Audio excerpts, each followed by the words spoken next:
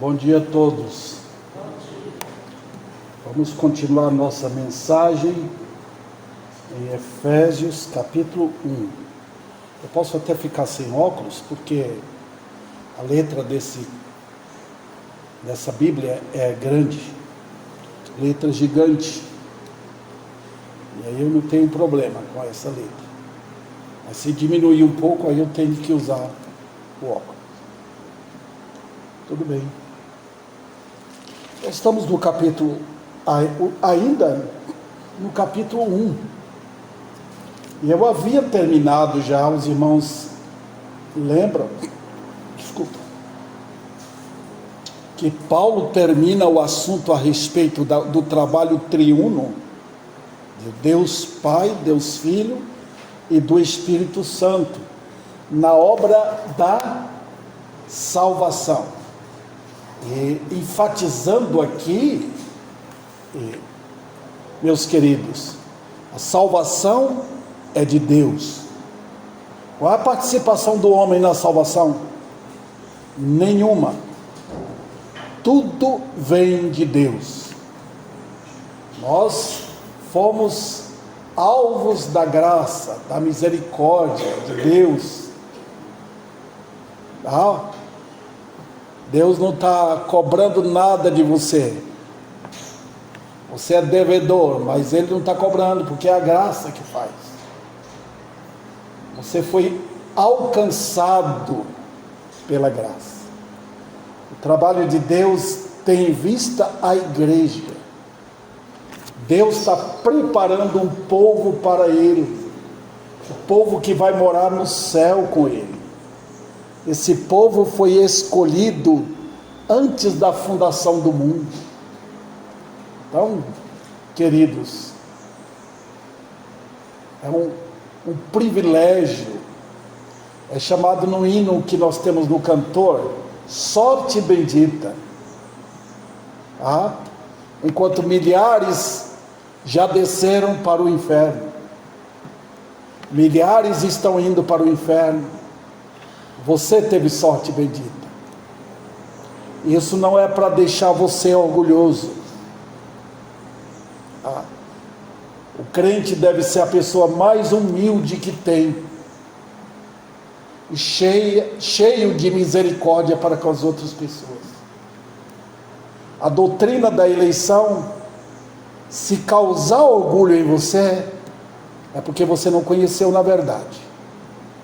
Porque tem que causar uma compaixão muito grande pelas pessoas, tal ponto que você vai querer que as outras pessoas também ouçam. Os que conhecem a doutrina da eleição devem ser as pessoas que mais trabalham para o reino de Deus. Eu quero que você saiba. Quem é aqui que não quer que os parentes e amigos sejam eleitos também? Mas você pergunta assim, pastor, será que eles são eleitos? Não se preocupa com isso. Trabalhe por eles, ore por eles, convida para vir para o culto. Todo culto à noite eu prego o evangelho para chamar os eleitos. Se tiver 100 pessoas aqui convidadas, lotando o salão, pode ser, irmãos, que dentre essas 100 pessoas 10, 20 se convertam. São os eleitos de Deus. Eles vão ser chamados e eles vão crer. Deus opera assim. A doutrina da eleição não é um colchão para você deitar, dormir tranquilo, já que eu sou eleito, eu vou para o céu, ninguém vai me tirar essa salvação. Não vá nessa não. Se a mensagem da cruz não lhe humilhou, então é certo que você não é crente. O crente tem prazer pela doutrina da salvação. Deus teve misericórdia de um homem como eu, me tirou das trevas para a luz. Eu irei para o céu. Eu era um candidato ao inferno e vou para o céu. Eu era um filho da ira agora eu sou filho de Deus. Essas verdades, elas devem ser fixadas nos nossos corações, queridos. Então, o que Paulo faz aqui, a partir do versículo 15? Ele começa a orar. A vida de Paulo era pregar e orar, pregar e orar. E as orações dele não eram aquelas orações como nós gostamos de ter. Pastor, ore para fulano de tal, ore para um emprego, ore pela saúde. Paulo não mostra isso aqui. Ele está orando para quê? Ele quer o quê? Ele não está atrás de prosperidade. Paulo sabia que Deus cuidava do seu povo. Paulo sabia. Sabe, irmãos, Deus cuida de nós. Não estou contra nós orarmos pela saúde de uns, de outros,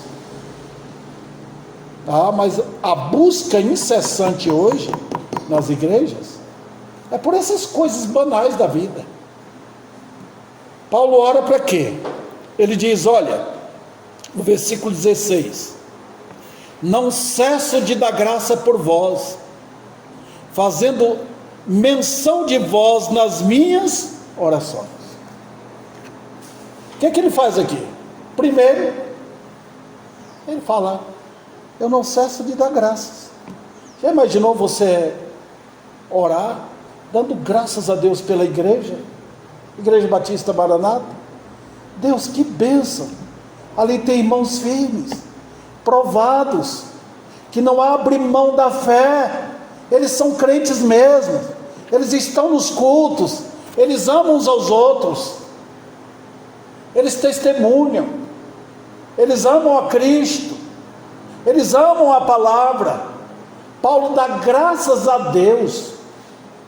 Eu até mencionei isso no domingo passado, sobre a igreja de Tessalônica. Quando Paulo começou a pregar lá em Tessalônica, sabe o que acontecia? Aquele povo de Tessalônica se convertia. E Paulo fala, estou impressionado, porque vocês estão provando que vocês são eleitos.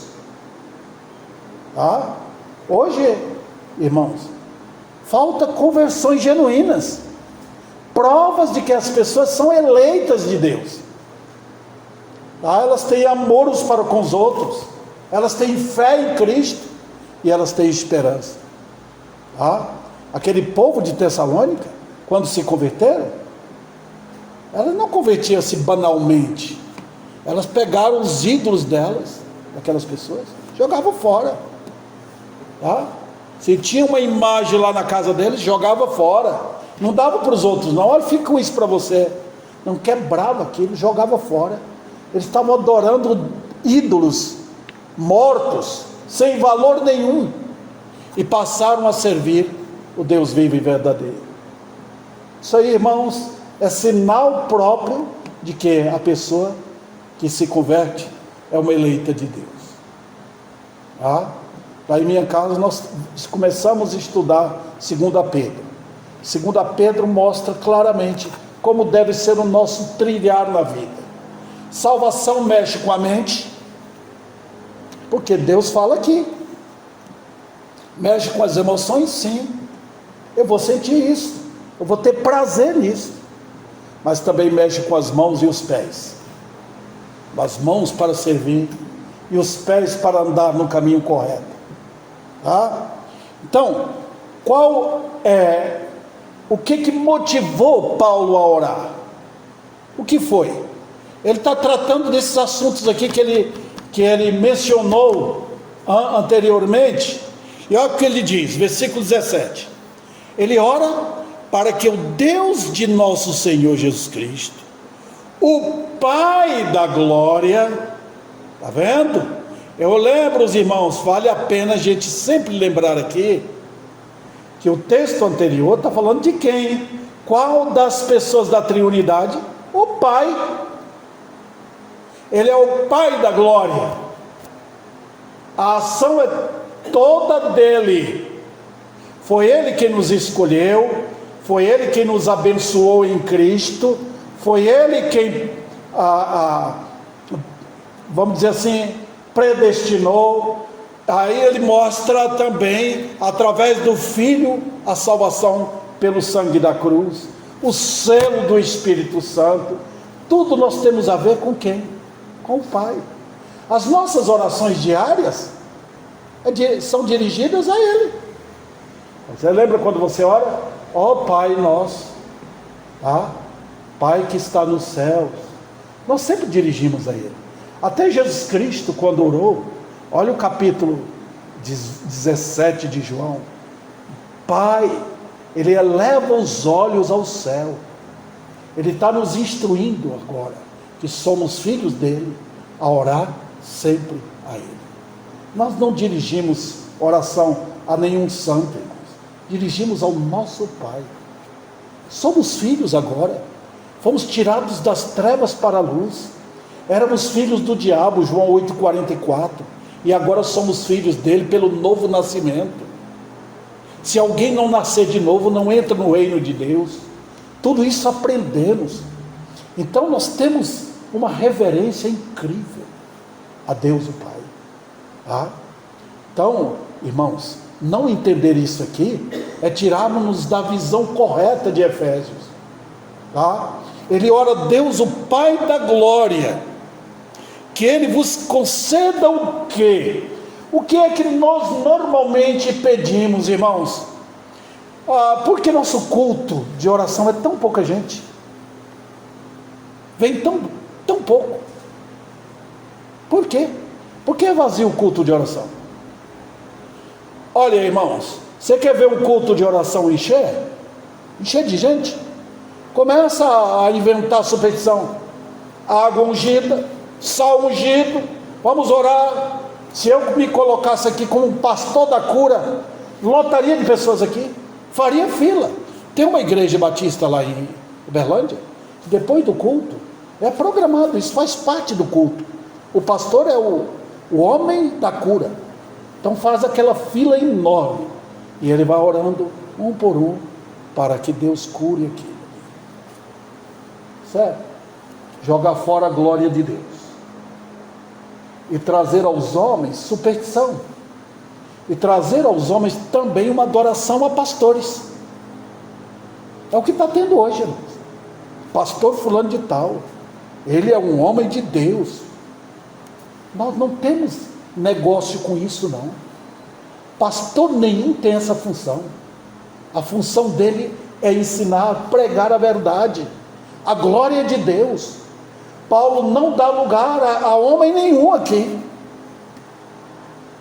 Outro detalhe, irmãos, quer ver? O povo está interessado em coisas, em dinheiro, em conforto, em cura. O povo está interessado nisso, em bênção terrena. É o espírito da prosperidade que habita aqui no Brasil e habita no mundo também. Os homens sempre procuraram isso. Paulo não ora por essas coisas. Não. Nada contra, por favor. Chega alguém aqui: pastor, ore pelo meu filho, está doente. Mas por que não pode orar? Claro, eu estou precisando de um emprego, vamos orar. O culto de oração é também para isso.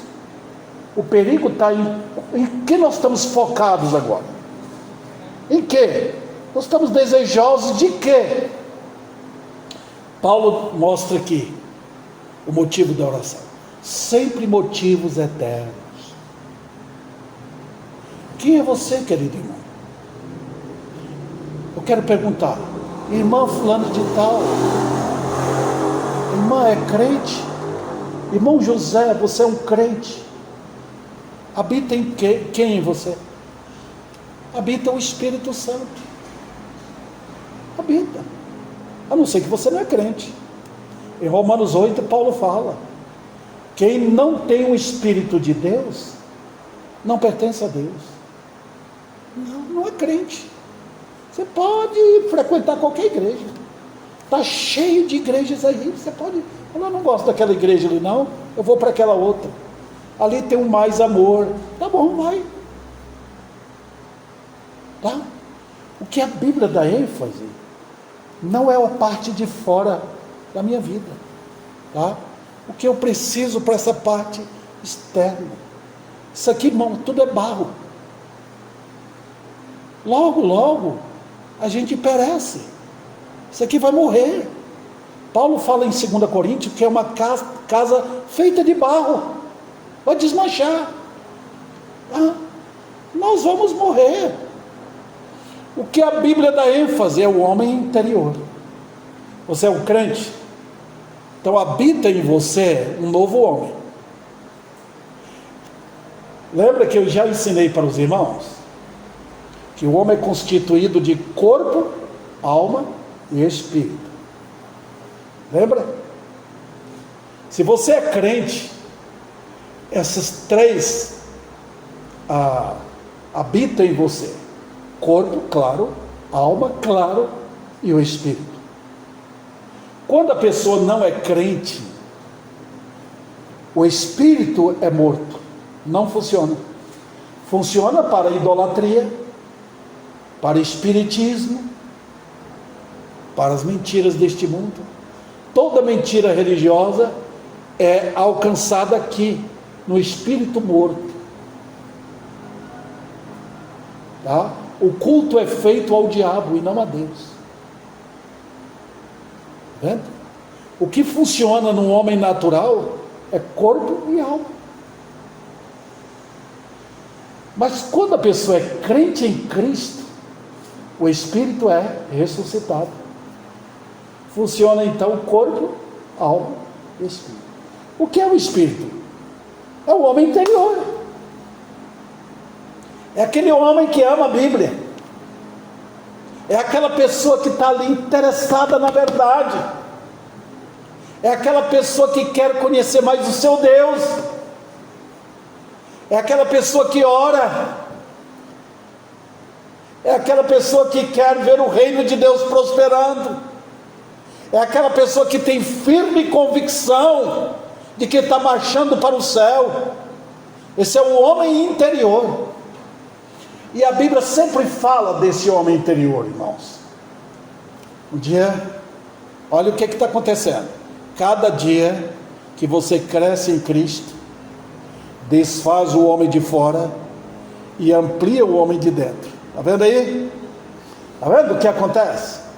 Qual a ênfase que o mundo dá? O mundo dá ao homem de fora. Eu quero comer mais, eu quero dar mais vazão às paixões da carne. Nota que o homem natural, o dia do Senhor, ele está correndo para o mercado, vamos comer um churrasco, vamos tomar cerveja, vamos fazer isso. Porque a ênfase do homem natural é a parte externa. Como eu posso ser mais bonito, mais forte, mais cheio de paixões? O homem natural vive disso, irmãos. Com a morte, tudo acaba. Tá? A alma vai para o inferno, o corpo vai para o sepulcro, desmancha ali. Agora o homem espiritual não. Ele cresce lá dentro. Tá vendo? O que é que Paulo está falando aqui no versículo 17? Para que o Deus de nosso Senhor Jesus Cristo, o Pai da glória, vos conceda, vos dê o que? Espírito de sabedoria. Ok, vamos lá. A primeira coisa que Paulo pede: sabedoria. Eu preciso de sabedoria? Preciso. Sabedoria na Bíblia é discernimento espiritual. É um andar guiado pela visão de Deus através da Bíblia. Eu preciso de discernimento. O maior problema que eu vejo no Brasil, na área religiosa, ou chamado dos crentes, é que a maior parte dos crentes hoje não interessa por essas coisas aqui. Quando a gente prega, eles não gostam, não interessa por isso. Eles pegam o ouro e jogam fora. Eles ficam catando vidro pensando que é diamante. Eles passam por cima do tesouro. Já viu? Uma águia pode estar sentada em cima de uma mina de ouro, mas ela não sabe. É assim como os crentes hoje, chamados crentes. Eles estão em cima do tesouro e não vê. A Bíblia trata de tesouros eternos, irmãos. Nós ficamos atrás de Deus. Eu estou com dó de mim mesmo, autocomiseração. Não. Saia disso. Olha o que Paulo pede: espírito de sabedoria, que cada crente seja sábio. Tudo Satanás está fazendo para que os crentes sejam bobos, usando a palavra baiana que nós costumamos usar, para que todos os crentes sejam bestas.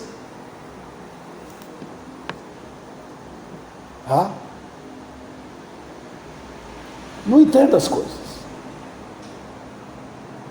A minha mãe, sempre lembro dela, uma mulher idosa, morreu com 86 anos. Naquela idade, ela dizia: meu filho, ele falou para mim, esse evangelho que eu estou ouvindo na minha igreja não é o evangelho que eu ouvi quando era jovem, não é a mensagem do céu. E ela não entendia teologia, ela não ouviu o estudo que estamos dando aqui para vocês, mas ela compreendia.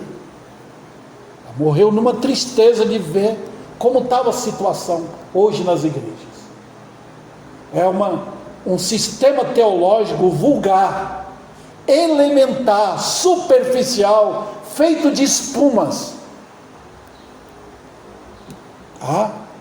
E o povo caiu nisso. Tá bom, queridos irmãos? Tudo hoje, todo mundo diz amém, amém, amém, sem examinar. Falta de sabedoria. Então você vai bebendo água amarga, você está bebendo fel. Outro detalhe aqui que aparece no texto, veja: espírito de sabedoria e de revelação. Agora, eu preciso expor isso melhor para os irmãos. Revelação é esclarecimento, é Deus abrindo o cenário. É coisa que eu não sabia e estou vendo agora.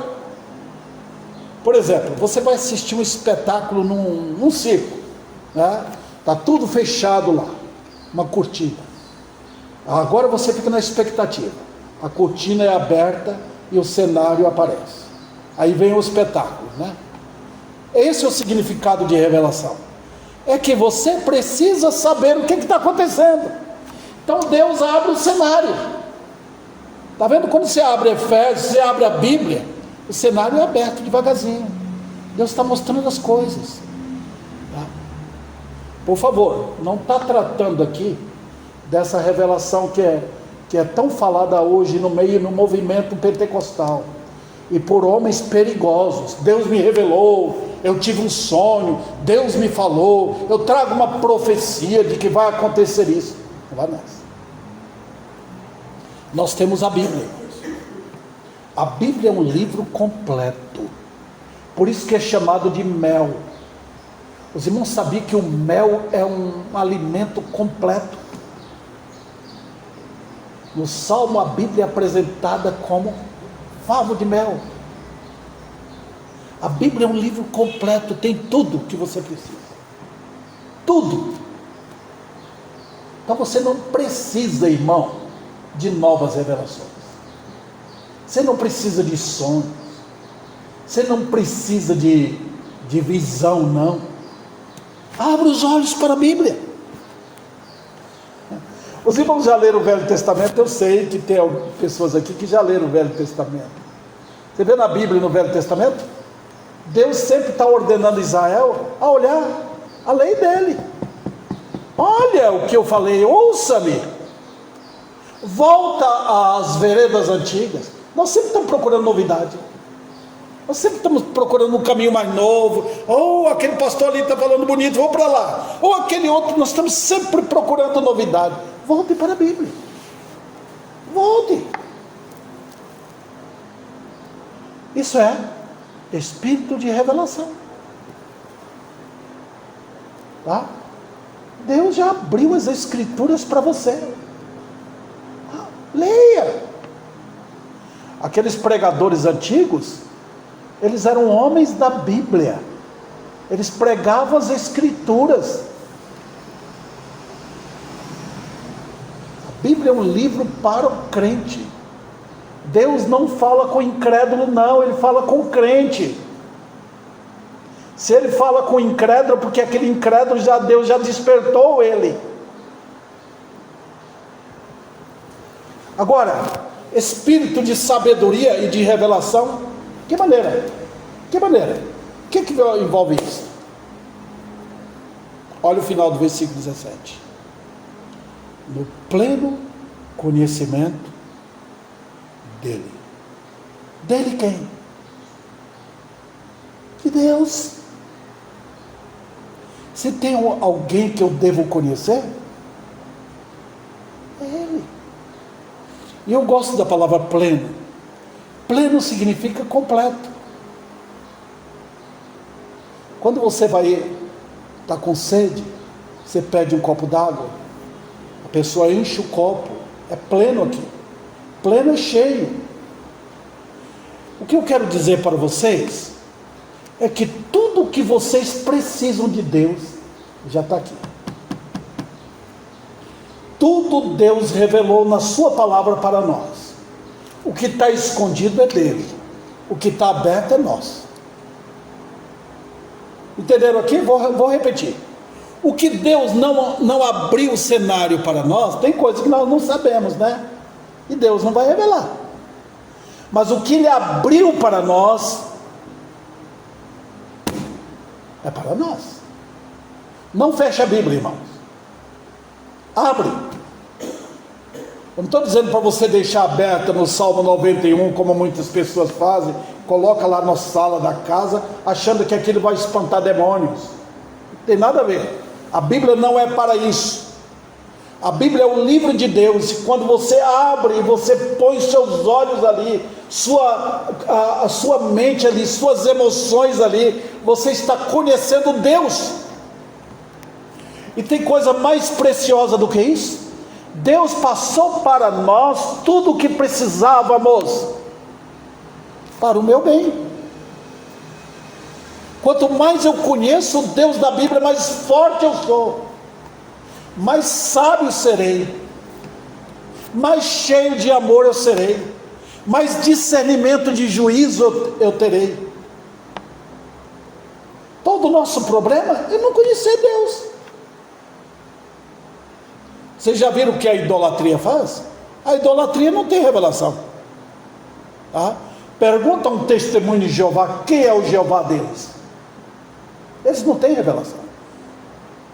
Não tem. Eles abrem a Bíblia deles e eles são treinados lá na lavagem cerebral a falar daquele versículo ali, daquele ali, eles pulam de galho em galho. Mas quando você vai com eles, o galho quebra e eles caem. Pergunta, irmãos, a quem adora Buda, se tem revelação, se tem um livro dele, uma revelação divina a respeito dele. Não tem. É tudo mentira. Pergunta ao catolicismo se tem uma revelação de Maria.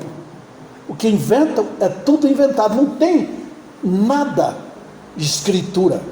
Deus não lida com revelação de sonhos, de coisas assim.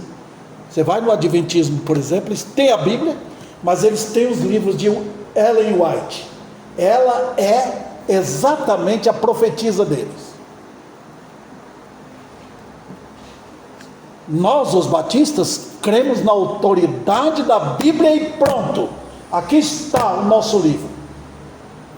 Se você não ouve esse livro, pronto, você não dá certo. Nós, os batistas, não temos outra coisa, não vamos inventar nada. Não só os batistas, tem outros grupos também que realmente amam a palavra de Deus, tá? Vamos lá. Eu volto aqui para esse versículo, no pleno conhecimento dele. Agora vamos adiante, irmãos. O que Deus faz conosco? O que nós mais precisamos? Eu estou com minha vista agora, já estou com a idade mais avançada, né? A minha vista já não é mais aquela. Quando eu estou estudando a Bíblia, eu preciso de luz. No meu computador eu coloquei uma lâmpada em cima, para dar mais claridade, porque aí eu posso ver melhor. Sabe o que nós precisamos? De luz. Sabe o que o povo hoje está procurando? Escuridão. Eles não querem luz. Quantas pessoas estavam aqui na igreja? Quando a luz brilhou, fugiram. Eles não querem claridade. Nós precisamos de luz, irmãos. Eu quero saber. Se você está guiando o carro na estrada à noite, e você não tem uma iluminação boa no farol, há perigo. É verdade? Quanto mais o farol for bom, é melhor para dirigir. É mais luz. Eu li a respeito de um homem puritano. A oração dele era: mais luz, Senhor, mais luz, mais luz, mais luz. Ele estava querendo dizer: põe mais claridade para mim, eu quero saber. Como é que Deus faz isso? Olha o versículo 18: iluminados os olhos da onde? Nosso coração. Nota onde Deus vai: no coração. Está vendo? Eu preciso disso. Eu quero saber qual a verdade. Você sabe que as minhas orações, todos os dias, Deus, abre os olhos do povo. Eles estão cegos. Eles não veem. Eu não falo dessa cegueira física. A minha sogra tem problema numa vista. Ela não vê. Eu também tenho problema, não enxergo tão bem nessa vista aqui como enxergo nessa, por causa daquela cirurgia que eu fiz. Enxergo o quê? 40%, 50%. Então nós precisamos de luz, e Deus dá. Queridos irmãos, Deus não fica dizendo: oh, eu tenho coisa para dar para você, vem para cá. Não. Quanto mais humildes nós formos, melhor para nós. Ele abre os olhos. Ele vem e faz o coração enxergar. É o homem interior. Tá? O homem no pecado, ele é cego. Ele não enxerga. Você trazer um amigo seu aqui, ele não enxerga. Ele vai ouvir, coisa vai chegar na mente, o pastor prega bonito, ó, coisa linda, né? Ai, que coisa maravilhosa, eles vão falar assim. Mas eles não percebem a verdade. Então precisa de quê? Iluminados os olhos do vosso coração. Eu acho que na outra versão está do vosso entendimento. Mas essa tradução aqui é melhor. Os olhos do vosso coração. É lá dentro. Quando Deus abre o coração do homem, ele passa a ver. Para saber o quê? O que é que o crente precisa saber? O que é que nós precisamos saber? Nós estamos sempre atrás das coisas do mundo, né, irmãos? Ocupado com isso. Como vai a política? Como vai o emprego? Como vai minha renda? Como vai meu dinheiro? Será que eu tenho? Tal. Nós sempre estamos procurando coisas deste mundo. Você lembra do povo que estava caminhando no deserto? Ele sempre estava pensando no Egito. Lá nós tínhamos melão, e outras frutas, comida boa. Aqui nós não temos, só temos esse maná, essa comida ruim, e tratou até mal, xingou a comida que Deus estava dando para eles. Nós sempre somos assim também. Fechamos a Bíblia, desprezamos o maná de Deus, colocamos a Bíblia lá de escanteio em nossa casa, não queremos, temos preguiça. Nós gostamos de coisas do mundo. Nós somos por natureza mundanos. Queremos sempre ter novidade. Esquecemos a palavra. Mas o que eu devo saber? Vamos ver o que Paulo fala aqui? Deixa eu acompanhar aqui meu relógio para não passar o tempo. Vamos lá. Primeira coisa que ele fala. Para saberdes qual a esperança do seu chamamento. Opa! Tá vendo? Eu estou tentando aqui passar para os irmãos como as coisas eternas são melhores. Infinitamente. A pergunta é essa: por que Deus chamou a irmã Rosa? Por que Deus chamou o irmão Antônio? Por quê? Qual a esperança disso? Os irmãos lembram? Eu sempre estou pregando aqui a mensagem que eles denominam calvinista. Não tem nada a ver com Calvino. É mensagem bíblica. Mensagem de Paulo, mensagem de Pedro, mensagem do Velho Testamento, do Novo Testamento. O que significa isso? Que salvação é Deus chamando. Deus chamando. Não é o homem querendo. Não é. É Deus chamando. Então ele me chamou, porque senão eu não ia atrás dele. Desde a queda, os homens estão escondendo de Deus, atrás das árvores, igual Adão. Hoje eles estão sempre procurando um lugar escuro para ir. Eu quero esconder de Deus. Os homens estão sempre escondendo. Está vendo? Pega um amigo seu, uma vizinha sua, começa a falar das maravilhas da salvação. Ela foge. Está escondendo. Está vendo? Então é Deus que chama. Os irmãos querem ver isso? Querem. Vamos um pouquinho aqui. Eu quero que os irmãos voltem para Atos, capítulo 2. Rapidamente. Põe alguma coisa aí em Efésios, para os irmãos verem como eu não estou pregando outra coisa, senão a salvação bíblica. Atos capítulo 2. Olha aqui o que é dito aqui. Atos 2, versículo 37. Ouvindo eles estas coisas, compungiu-se-lhes o coração, e perguntaram a Pedro e aos demais apóstolos: que faremos, irmãos?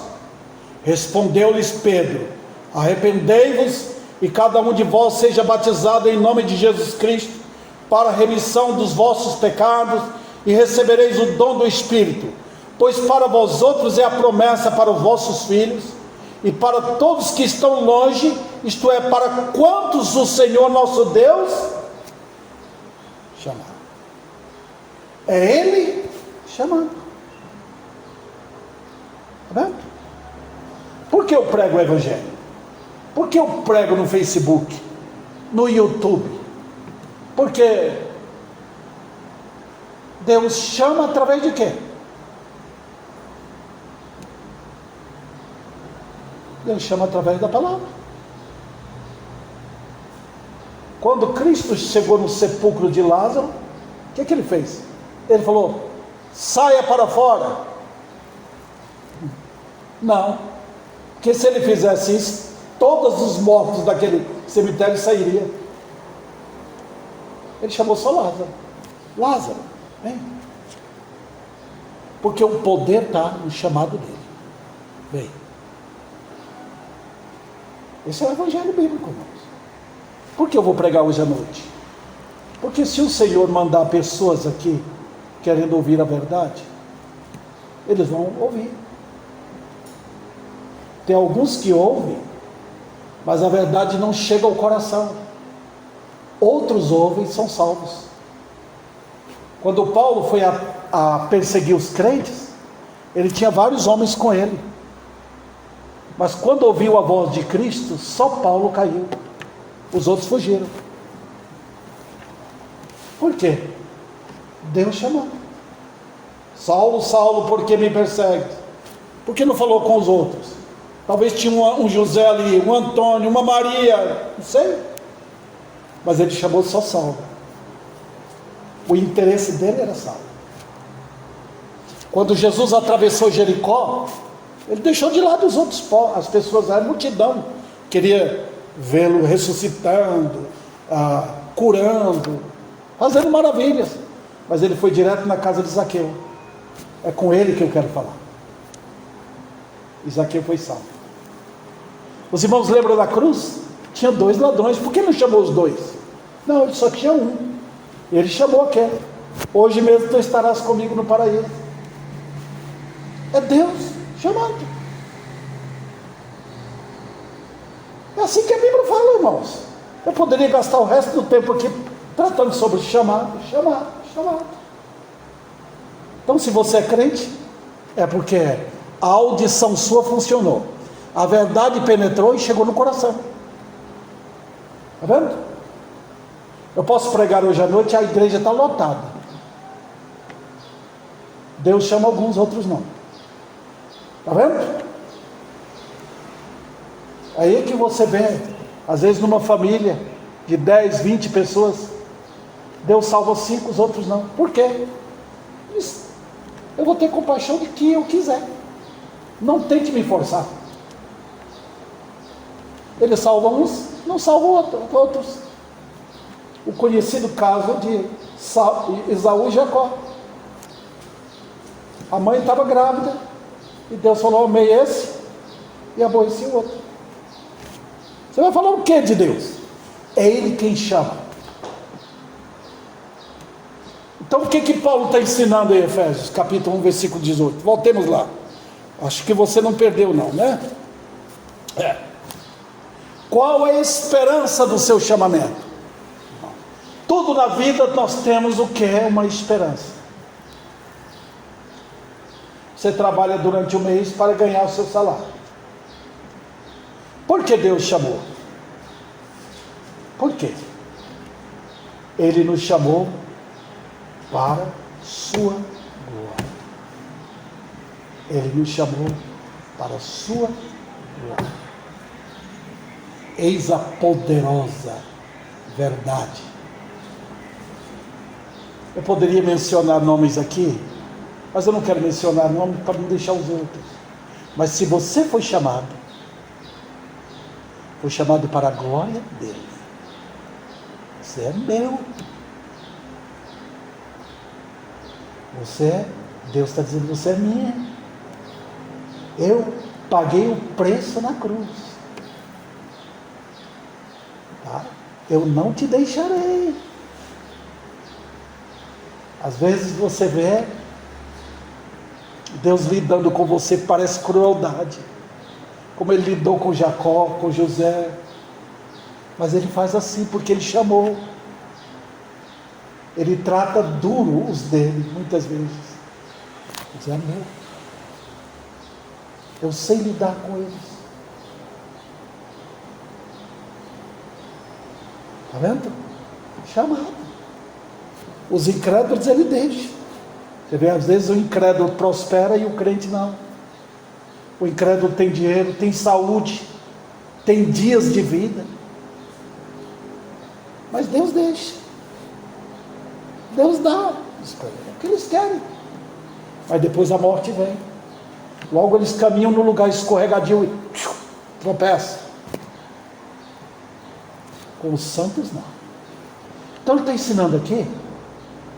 Vocês precisam saber qual a esperança. Por que Deus chamou? Eu respondo imediatamente: Ele nos chamou para Ele. Ele nos chamou para sermos santos. Ele nos chamou para sermos dele. Ele nos chamou para uma herança eterna na glória.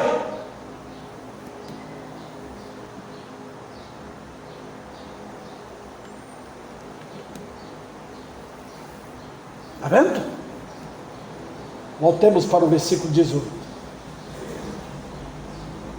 Olha a segunda coisa que aparece aí nesse versículo.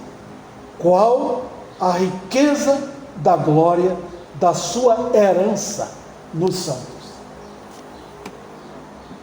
Qual é a riqueza da glória da sua herança nos santos? Difícil de entender, né? Eu sei que a linguagem bíblica é difícil de entender. Mas eu vou explicar para os irmãos. Qual é a riqueza da glória que está em você?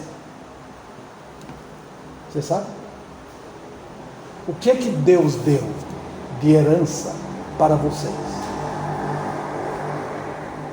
Você sabe quem habita em você?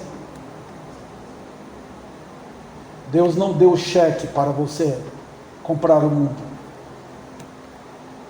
Deus não diz para você: agora que você é meu, pode pedir o que você quiser.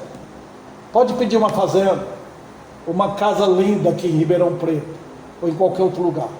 Ele não fez isso. Quando ele lidou com os discípulos, ele disse o quê? No mundo tereis aflições, mas eu vou cuidar de vocês. Eu venci o mundo. Ele mostra o mundo tão desejado como um lugar derrotado. Ele diz: eu venci o mundo. Mas ele deu uma riqueza que vocês nem imaginam. Habita em você a própria divindade. Você sabe que é ter Deus habitando em você? Você sabe o que é isso? O próprio Deus habitando no crente. O Espírito da glória. O que é que Ele quer fazer? Ele quer nos guiar em toda a verdade. Eu sei, queridos irmãos, vocês nem sabem um pouquinho como nós somos vermezinhos. Já viu minhoca? Quando vai pescar, a gente costuma pegar minhoca. Pega uma minhoca daquela, e amassa debaixo dos pés. Nós somos minhoca, vermes. Não tem valor nenhum. Vocês são para o pecado motivo de zombaria no pecado. Você vê os homens mais poderosos do mundo são completamente inúteis, vermes. Está vendo aquele homem que é culto, que é rico? Ele é um fracasso no pecado. Ele é um viciado. Ele é um escravo do adultério. Ele é escravo da fornicação, da mentira, do engano, de tudo isso. E nós também somos assim. Se não for o Espírito de Deus habitando em nós, temos poder. Eu quero encerrar esta parte levando vocês para Romanos capítulo 8. Só voltar um pouquinho antes de Efésios. Romanos capítulo 8, o versículo 26.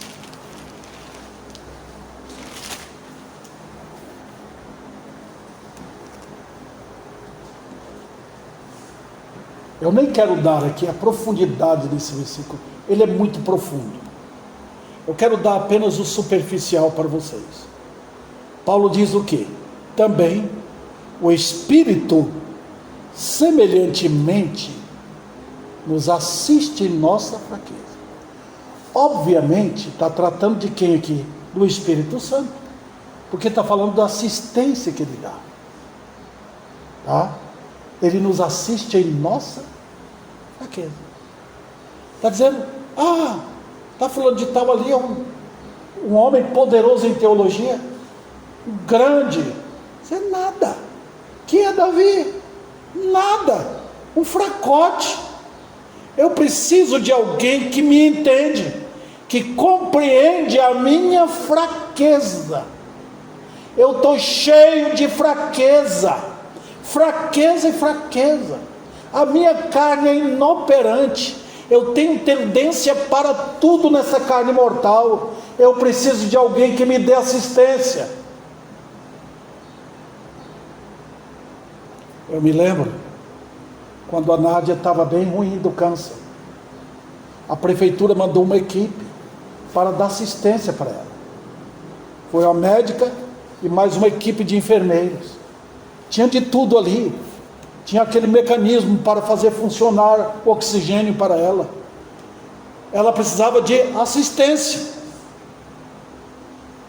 Ela não sobreviveu? Claro. Mas e nós? Nós somos tremendamente fracos, irmãos. Fracos. Você não pode andar sem Deus. Tá?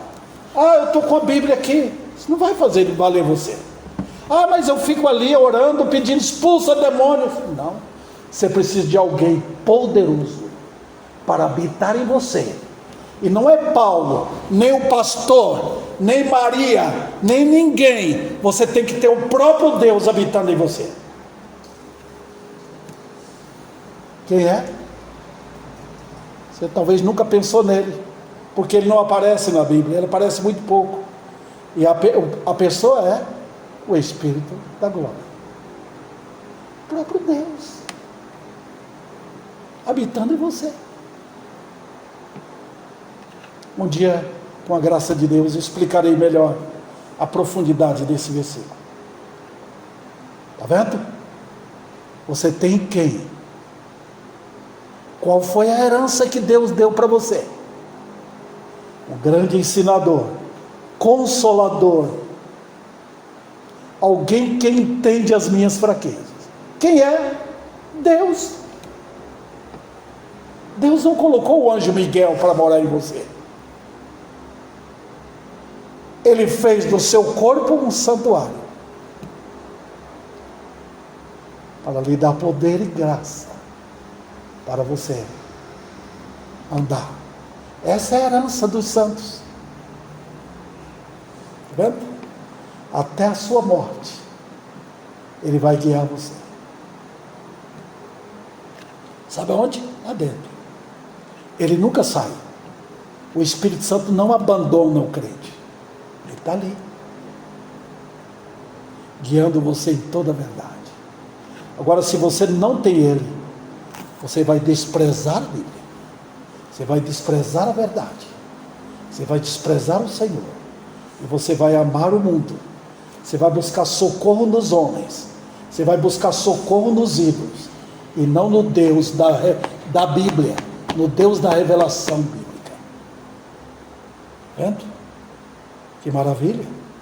Tudo isso faz parte desse, eu vou dizer para os irmãos, desse combo da tão grande salvação. Que Ele fale profundamente em nossos corações nesta manhã, para não nos deixar humilhados, quebrantados perante Ele.